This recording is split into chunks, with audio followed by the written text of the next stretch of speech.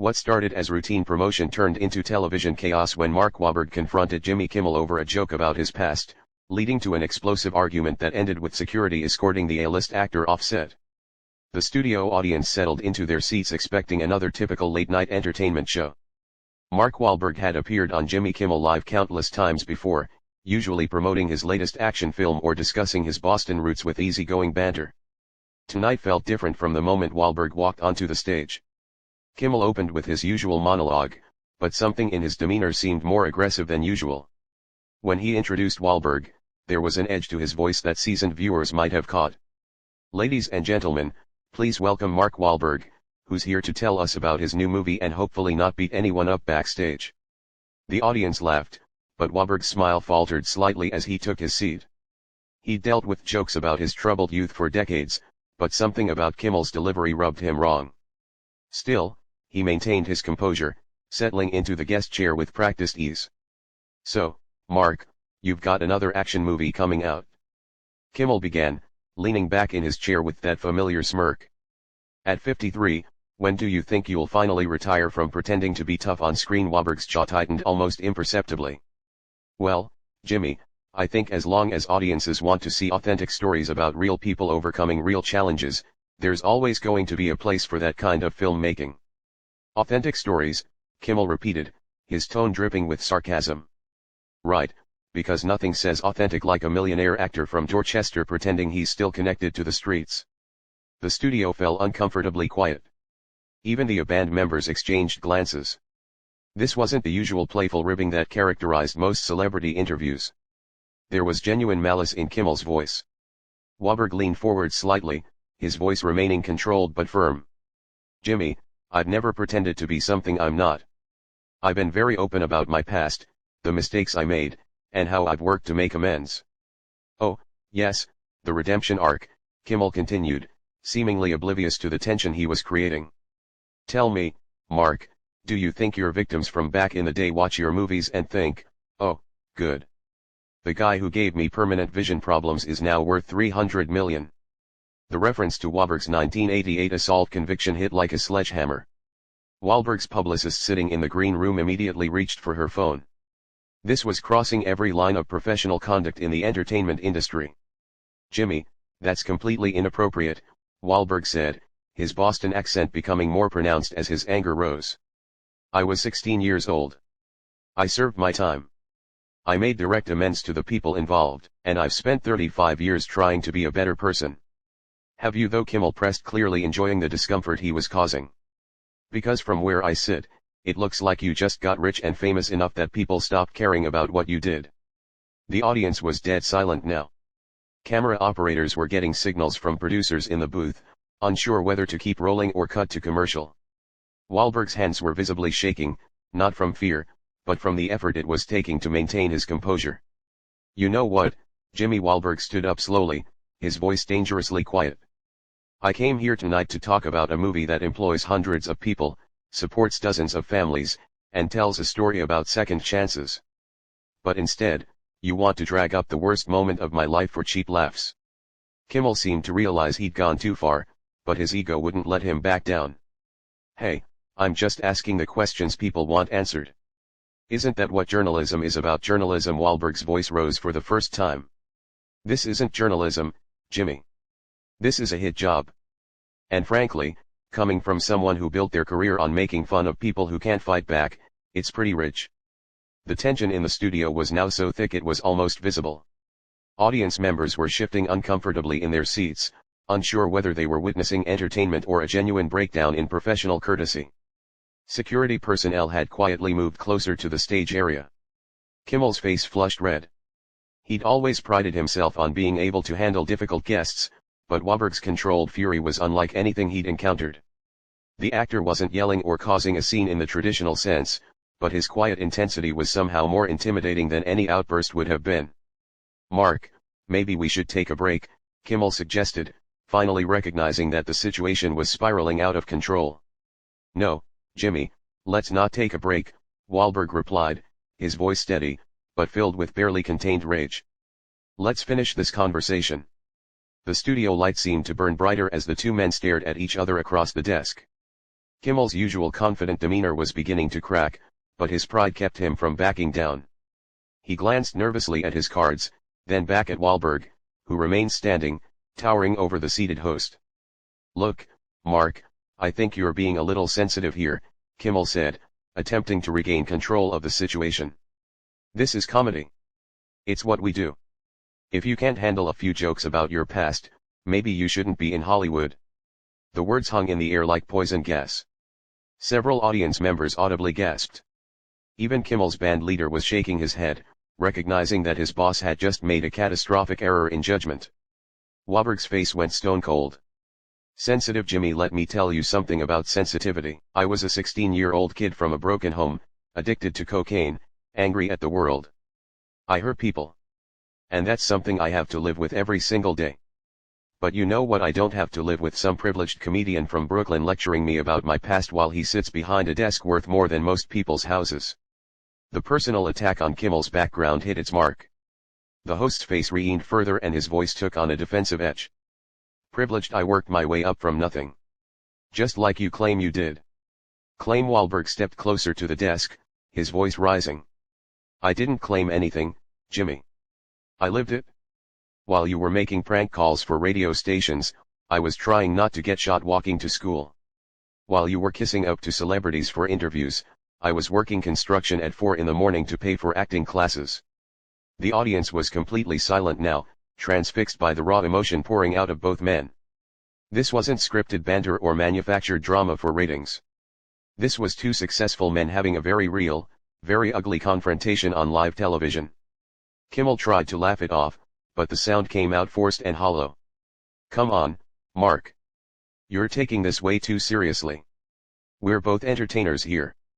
We both know how this game works." "Game?" Wahlberg's voice dropped to a dangerous whisper. "This isn't a game to me, Jimmy. My past isn't entertainment for your audience. The people I hurt weren't punchlines for your monologue, and the work I've done to try to make things right isn't material for your jokes." The host was sweating now. Visible beads of perspiration forming on his forehead under the hot studio lights. His writers in the booth were frantically gesturing, but he couldn't see them. He was trapped in this moment with an increasingly angry movie star and no clear way out. "You want to know what's really funny?" Jimmy Wahlberg continued, his voice gaining momentum. "You sit here every night making jokes about other people's lives, other people's struggles, other people's mistakes. But when was the last time you put yourself on the line? When was the last time you risked anything real?" Kimmel's defensive mechanisms kicked in, and he made another crucial mistake. "At least I never blinded anyone in a racially motivated attack." The words cut through the studio like a knife. The reference to the specific details of Wahlberg's teenage assault was not just inappropriate, it was cruel. Even the camera operators stopped what they were doing. Unsure whether they should continue filming, Wahlberg's entire body went rigid, his hands clenched into fists at his sides, and for a moment, everyone in the studio held their breath, wondering if they were about to witness something truly explosive. "Get up," Wahlberg said quietly. "What?" Kimmel's voice cracked slightly. "I said, get up. Stand up and say that to my face like a man instead of hiding behind your desk like a coward." Kimmel remained seated, his bravado finally beginning to crumble. "Mark, I think we should really take that break now. Stand up." Wahlberg's voice boomed through the studio, causing several audience members to jump in their seats. "You want to talk about my past? You want to make jokes about the worst thing I ever did? Then have the courage to do it while looking me in the eye. Not from behind your little desk where you feel safe." The host's hands were visibly shaking now as he gripped the edge of his desk. His security team was getting ready to intervene, but they were unsure how to handle a situation where the guest was demanding the host stand up rather than trying to physically attack him. "You know what your problem is," Jimmy Wahlberg continued, his voice carrying across the silent studio. "You've spent so many years hiding behind jokes and sarcasm that you've forgotten how to be a real person. You think being funny gives you license to be cruel. You think entertainment excuses cruelty." Kimmel finally found his voice, though it came out smaller than usual. "I'm just doing my job, Mark." "Your job?" Wahlberg laughed, but there was no humor in it. "Your job is to entertain people, not to tear them down for sport. Your job is to make people feel good about spending an hour with you before they go to bed, not to make them uncomfortable witnesses to your personal vendettas." The studio audience began to murmur among themselves, some clearly uncomfortable with the direction the confrontation had taken. A few people in the front rows were checking their phones, already posting about what they were witnessing. The producers in the control room were having heated discussions about whether to cut to commercial or let the train wreck continue. Kimmel finally stood up, but his movement was shaky and uncertain. Face to face with Wahlberg, the physical difference between them was stark. The host looked smaller, diminished, while the actor's presence seemed to fill the entire stage area. "You think you're better than me," Kimmel shot back, his voice aching on a desperate edge. "You think because you've made some movies and donated some money that erases what you did, that makes you some kind of saint." Wahlberg shook his head slowly, his expression one of disgust rather than anger now. "I never said I was better than anyone, Jimmy, but I know the difference between accountability and exploitation. I know the difference between owning your mistakes and profiting from other people's pain." "Oh, spare me the philosophy lesson," Kimmel snapped, his composure completely gone now. "You're an actor who got lucky. You read lines other people write and pretend to be other people for a living. Don't lecture me about authenticity." The insult to Wahlberg's profession was the final straw for many in the audience. Several people stood up to leave, clearly disgusted by their host's behavior. The energy in the room had shifted completely. What had started as entertainment had become something ugly and personal. "You know what, Jimmy, you're right about one thing," Wahlberg said, his voice becoming dangerously calm again. "I do read lines other people write, but at least when I'm playing a character, I'm honest about it. You've been playing a character for so long that you've forgotten who you really are underneath all the makeup and scripted jokes." Kimmel's face was now bright red, veins visible on his forehead. "Get out of here, Mark. Just get out." "Oh, now you want me to leave?" Wahlberg's voice rose again. "After you ambushed me with personal attacks, after you tried to humiliate me on national television, now you want to dismiss me like I'm some nobody who wandered onto your stage." The security team was now positioned at the edges of the stage, ready to intervene if the situation escalated further. But Wahlberg wasn't making any threatening moves. His anger was purely verbal, which somehow made it more devastating. "You invited me here tonight," Jimmy Wahlberg continued, his voice carrying clearly through the stunned studio. "You asked me to come on your show to promote my work, to give your audience something interesting to watch, but instead of doing your job as a host, you decided to try to destroy me for your own entertainment." Kimmel was breathing heavily now, clearly overwhelmed by the situation he had created. "I was just asking tough questions. That's what good interviewers do." "Tough questions?" Wahlberg's laugh was harsh and bitter. "Tough questions are about my work, my process, my choices as an actor and producer. Tough questions aren't personal attacks designed to humiliate your guest. You didn't ask me anything. You just threw accusations and insults." The studio was so quiet that every word echoed clearly. Even the band had stopped playing background music, leaving nothing but the sound of two men having the kind of argument that usually happens in private. "And you know what the really sad part is?" Jimmy Wahlberg's voice dropped to almost a whisper, but it carried throughout the silent studio. "You're actually talented. You're funny when you want to be. You can be charming and entertaining. But somewhere along the way, you decided that being cruel was easier than being creative." The personal nature of the critique seemed to hit Kimmel harder than any of the previous insults. His eyes welled up slightly, though whether from anger or something else was unclear. "Don't you dare try to psychoanalyze me," Kimmel said, his voice breaking slightly. "You don't know anything about me or what I've been through." "You're right. I don't," Wahlberg replied. "Because you hide behind your jokes and your sarcasm and your fake smile. You never let anyone see who you really are. At least I've been honest about my failures. At least I've admitted when I was wrong and tried to make it right." The confrontation had reached a level of personal intensity that made everyone in the studio uncomfortable. This wasn't entertainment anymore. It was two successful men stripping away each other's public personas and revealing something raw and painful underneath. Kimmel suddenly slammed his hand down on his desk, the sound echoing through the studio like a gunshot. "Enough. This is my show. These are my cameras, my studio, my audience. You don't get to come here and lecture me about how to do my job." Wahlberg stepped back slightly, not from fear, but from surprise at the host's outburst. "There it is," he said quietly. "The real Jimmy Kimmel, not the funny guy, not the charming host, just an insecure bully who can't handle being called out for his behavior." The words hung in the air like a final judgment. Kimmel's face went from red to pale in seconds, as if the blood had drained from his entire body. He looked around the studio desperately, searching for support from his band, his writers, anyone who might validate his position, but all he found were uncomfortable stares and disappointed faces. "You want to know what's really pathetic?" Jimmy Wahlberg continued, his voice now carrying the weight of absolute moral authority. "I came here tonight prepared to be vulnerable. I was ready to talk about my mistakes, my growth, the people I've hurt, and how I've tried to make amends, because that's what real people do. They own their failures and try to learn from them." Kimmel opened his mouth to respond, but no words came out. He was completely deflated, his usual quick wit abandoned him entirely. The studio audience was watching in stunned silence, many of them clearly sympathizing with Wahlberg's position. "But you, Wahlberg," pointed directly at the host. "You saw that vulnerability as weakness. You saw my honesty as an opportunity to score cheap points. You took the worst moment of my life and tried to turn it into a punchline for your monologue." The security team was still positioned nearby, but it was clear they wouldn't be needed. This wasn't going to escalate into physical violence. This was something worse for Kimmel. A complete and public dismantling of his professional reputation. "And you know what the really sick part is?" Wahlberg's voice rose again, but now it carried disappointment rather than anger. "Your audience deserves better than this. These people came here tonight to be entertained, to laugh, to forget about their problems for an hour. Instead, you gave them a master class in how to be a cruel, unprofessional bully." Several audience members began to applaud slowly at first, then building to a sustained ovation. They weren't applauding the confrontation. They were applauding Wahlberg's dignity in the face of Kimmel's unprofessional behavior.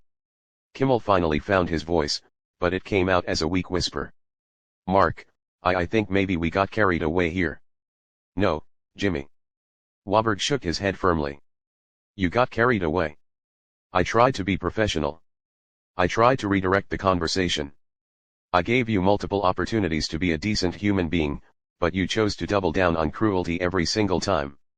The host looked desperately toward his producers in the control room, but they were clearly as disgusted with his behavior as everyone else. One of them was already on the phone, likely with network executives who were watching this disaster unfold in real time. "I think we're done here," Wahlberg said, beginning to remove the small microphone clip to his shirt. "This isn't the kind of show I want to be associated with, and you're not the kind of person I want to work with." Kimmel made one last desperate attempt to salvage the situation. "Mark, wait. Can't we just know?" Wahlberg cut him off sharply. "We can't just anything. You made your choice tonight, Jimmy. You chose to be petty and cruel instead of professional and respectful. You chose to attack a guest instead of entertaining your audience. And now you get to live with the consequences of that choice." The actor handed his microphone to a nearby sound technician and began walking toward the exit.